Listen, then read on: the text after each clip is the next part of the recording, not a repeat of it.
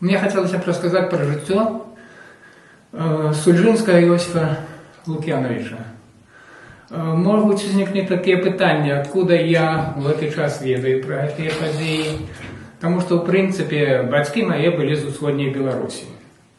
Маці Витебская за удел в партизанском руху была вывезена в Германию на примусовые работы.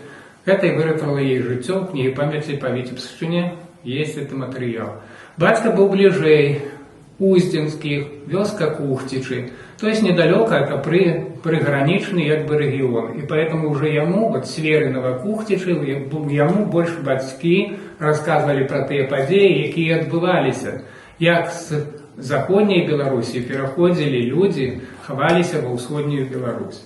Поэтому, когда они вернулись после военный период, до речи, батька так само воевал, был пораненный, на его пришла похоронка у сям'ю, а я атрымалася так, поранены на территории Польши, але потым атрымалася так, что он все-таки остался живый, завершил свою войну у Чехословакии.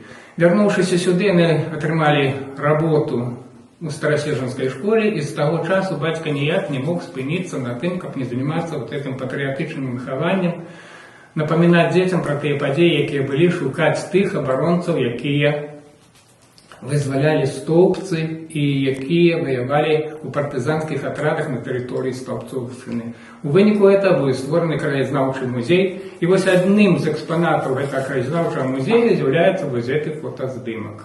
Здымак вот этого человека, який так само был наставником, але так само пройшов усё жыццё, вельмі складанае жыццё. Народился он на данной территории, простой селянской семьи. Зразумела, было вельмі цяжка, але тым не меней, калі он поступил спачатку в пачатковую школу в Старым Свержане, у него проявились задатки, здольности, и уже у Нясвіжскім гимназии ён вучыўся на бюджете, то есть ён не платил за это грошы. У яго была вялікая перспектыва, ён імкнуўся да ведаў, таму лічыў, што ў будучым ён все-таки стане адукаваным чалавекам, не таким, якія былі за бацькі і ўсе акружаючыя, якія не маглі атрымаць адукацыю. І яго мара амаль што споўнілася, але пачалася Першая сусветная вайна. Калі ён прызваны быў у армію, то ён у выніку военных дзеянняў быў паранены, трапіў у палон, і ў палоне у немцаў ён пражыў 4 гады. За этот час ён таксама добра вывучыў нямецкую мову. То есть ён мог размаўляць і на рускай мове, і на беларускай мове, на польскай, ну і добра разумеў нямецкую мову. Вярнуўшыся назад, пасля вот такой демобилизации, что он был поранены, ён акунуўся зусім у другое жыццё.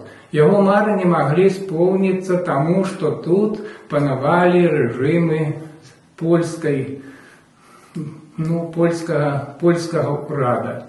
Насельніцтва жыло ў галечай беднаце, павінна было працаваць батракамі, ну а тэрыторыю эту вярнуліся осадники, это были офицеры польской армии, якія атрымлівалі землі, на якіх працавалі ўсе тыя бедныя беларускія сяляне. Ён пошел працаваць у школы, працаваў в одной школе, у другой школе, але вот культурное засилля, якое прымушала все рабіць толькі на польской мове, церквы пераводзіліся ў касцёлы, навязвалася вот это каталіцызм, прымусілі яго до того, что ён вырашыў кинуть, протест его. И он отказался от этой працы. И он разумел, что будет складаний, но и он не хотел выполнять потребования даденного режима. Вернувшись в свою родную вёску, то есть на хутор, на Бацьковский хутор в районе сучасного Мирского перекрестка, и он тут працягваў жить, працаваць у сельской господарстве и таким чином трымаць. Батраком ён, зразумела, не пошел, а он працаваў для того, каб прокормить свою семью. Але опять же наступил 41 год. 29 чэрвеня наступающие фашистские войски проходили по гостинце Мир, Новый Свержен, Столбцы. Их обстреляли отступающие войски, и поэтому они кинулись на хутор.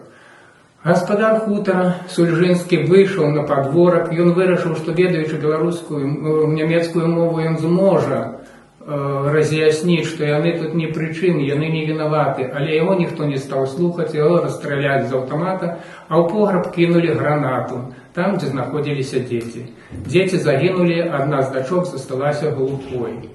Вось такі лёс чалавека, які прысвяціў сябе служэнню Беларусі, беларускай мовы, беларускай культуры, захаванню гістарычнай спадчыны.